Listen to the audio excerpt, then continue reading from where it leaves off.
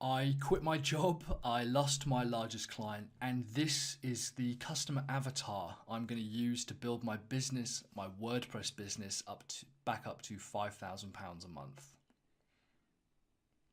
So we think we know our customers, but without writing it down, we tend to drift off into unspecifics.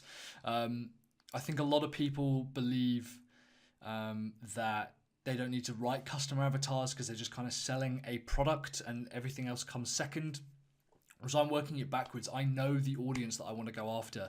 I'm going to create my customer avatar right now, which is going to help me discover my niche, target my content, and predict the kind of customer objections. The idea is I want a model or a view of a person or someone who owns a business that I can then tailor content to specifically, and they'll want to go after it. Basically, that's what I really want to do. Niche targeting kind of falls into two camps, right? If you say anyone, are you doing niche targeting? Those who go, yeah, I am, typically will fall into one of two camps. The first one is usually, yeah, my niche, I niche market, I'm into niche marketing because they think they do a very specific product. They're like, oh, I only do websites in a certain part of the world, or I only do e-commerce websites. And I go, okay, well, who's your customer? And they say, everyone.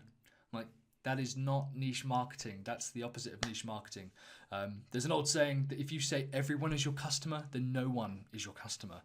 Or on the other side, people are just too scared to do it in general. People think, well, if I niche myself down, if I narrow myself down, then no one's going to want to be my customer. No one's going to want to do that with me. We can target and get more specific with the type of audience we want than ever before. We can become so specific it's unreal. We can go after a very specific type of audience. And that to me is extremely exciting, that I can put forward content specifically to one group of people. A lot of people have been asking me already, why didn't I choose the product first? Shouldn't I be building products?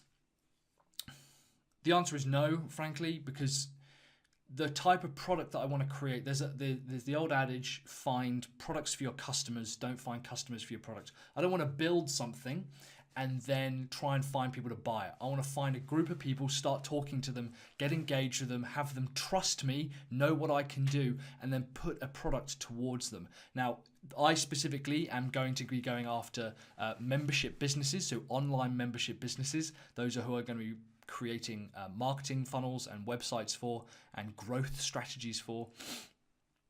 But what I've found is I can get in front of that audience because I have that audience already. My list of about 1,300 people that I sell your service to, a lot of them are WordPress businesses wanting to build funnels like you guys. We're wanting to build up our WordPress businesses, but also quite a large proportion of them are moving into the membership size business. And also I've got 3 membership business customers already, so it kind of makes sense for me to continue working with those guys.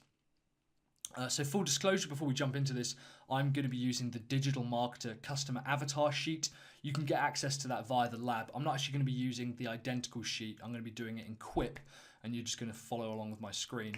But that is ultimately what I'm going to be using. So it is the Digital Marketer Customer Avatar Sheet. I believe you can download it for free if you have a Scout About for it.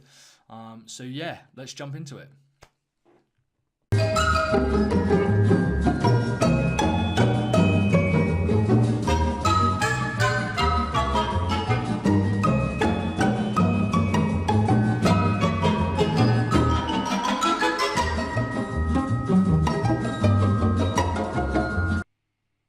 Okay, so that's the worksheet done there, the customer avatar worksheet. Let's go through this. So their goals are to grow their membership numbers and increase the amount of profit from those members, as well as to increase the number of leads being captured on the website and increase the conversion of leads to customers. Basically, the main problem is that growth is stagnant. Okay, they've had 30 customers or so, but that's all they've had for the past year. Okay, and there's a little bit of churn, but there doesn't seem to be any massive growth.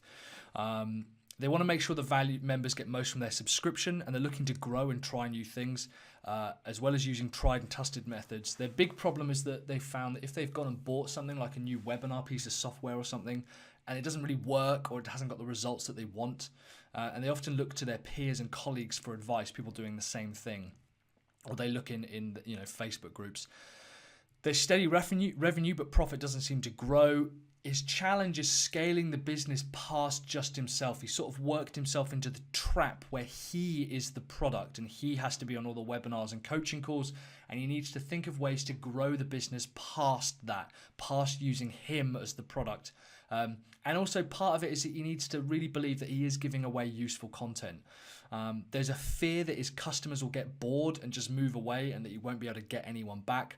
Growth is stalling and he doesn't know why he's not getting new leads. He had a big list growth to start with, but now there doesn't seem to be anything, and there's no lead capture or automation in process. So I think we can see where we're getting that. Sources of information, he likes to get, now this is really interesting. When I filled this out, I need to do more research on sources of information. So what I'm going to do after this is I'm going to draft up an email to 3 or 4 of my customers and say, where are the sources of information you go to? But I know that they run those kind of businesses, So we got Traction, which is by, hold on.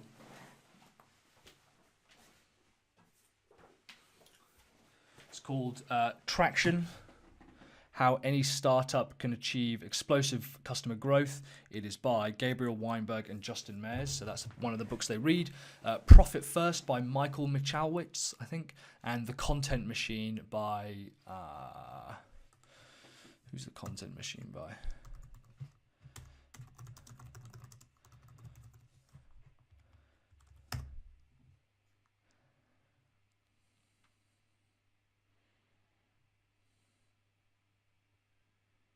Michael Baskar. Yeah, Michael Baskar. Magazines, absolutely no idea. I'm going to need to look into that. I've got no idea. Websites, again, they're pretty generic and I'm not happy with these, so I'm going to need to do some more research. Rockstar Empires is one of the websites they go to or even subscribe to as a course. They look to the blogs of Founder and Rob Cubbon. They go on digitalmarketer.com, Social Media Examiner. But again, I need to do more stuff on where they get their sources of information. This has been really insightful for me.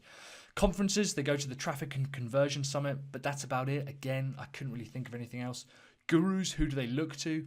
They look to Troy Dean, Christina Romero, Ryan Dice, Frank Kern. Again, pretty generic. I want to get more specific about that. Apparently, the phrase you're supposed to use is, but no one else would. For example, you could say, oh, well, a professional proper golfer would look to Rory McIlroy, someone who's interested in professional golfing would look towards Rory McIlroy, but no one else would. Most people know who Tiger Woods is, for example, but who are the specific examples of people?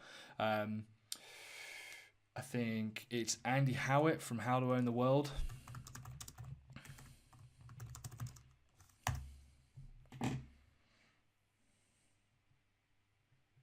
Andy Craig. So, for example, people seriously interested in personal finance would look to Andy Craig, but no one else would, right? And they're interested in profit and personal finances, such as Rich Dad Poor Dad by Robert Kiyosaki and How to Own the World. So I need to research that really heavily. Their objections, if they were to buy anything from me, would be, can I really grow my membership business? Will this actually help grow my membership business? Also, what if they don't like the content? What if they don't like what I'm saying or what I'm doing? One of their objections is that they've tried marketing agencies before and they just don't know if it actually worked out, and they're hesitant to do it again. They don't really know where to start. They have got no idea what's wrong with their business, and that's fine. The part of the thing is that they don't trust the content that people are telling them, because everything seems very contradictory and very bland at the same time. No one's given anything specific. And they've tried new stuff and it doesn't work. Okay, they've tried buying new stuff and it just doesn't. They've tried webinar software, it doesn't work. They've tried different themes, it doesn't work. There's a bunch of different stuff that they've tried and it just hasn't worked. They're the sole purchaser. And so here's a little bit about them. His name's Sam, or her name's Sam, although I've put male as the gender. They're the owner and director, and they're the creator of content. They're male, he's married, he's got one young kid, maybe another one. He's based in Bristol in the UK. He's been doing this kind of business for 2 years. His quote is, I only want to help customers brand their business. He runs a branding membership site that basically he started a course and he started a book but hasn't really grown their list, and it seems a bit stagnant. He's just doing the coaching calls and stuff. Income, he's taking about 20 grand, but some of that's from savings, because the business is only taking in about $35,000, so his income is going to be much, much less than that. He's got about 30 customers in total, degree level educated, about 1,000 people on the list. Business has been running 2 years. The core product is basically a membership and webinar call series. So he's got a small course, but mainly it's webinars and coaching calls. It's about $97 a month. Blog status is a few sporadic posts, again, because it's just him. He really struggles with creating that content and doing the membership stuff. He seems to be trapped in the idea of only him doing stuff. He contacts his list monthly to sort of go out to the coaching calls, but he focuses on his customers more than anyone. He's done a few Facebook ads. He has absolutely no idea what the return on investment was. If we speak to his customer, they'll say, look, we like the content, there's quite a lot, but the main reason we pay is for the accountability calls, right? That's what his customers are saying. And the revenue is about $3,000 a month, so about $35,000 a year. And yeah, there we go. That's our customer avatar, and that's kind of everything I wanted to discover within that avatar model.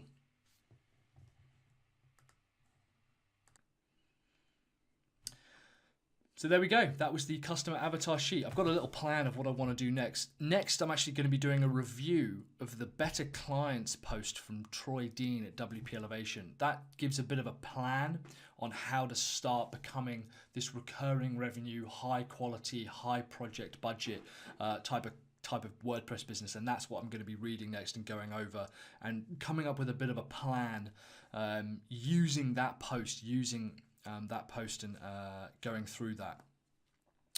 So yeah, and remember, if you want to watch my last video, that is me talking about my business plan that I think it took under 9 minutes to write. So yeah, if you want to write a business plan in under 9 minutes, that's the previous video. I am Mike from Sell Your Service, and I'll see you later.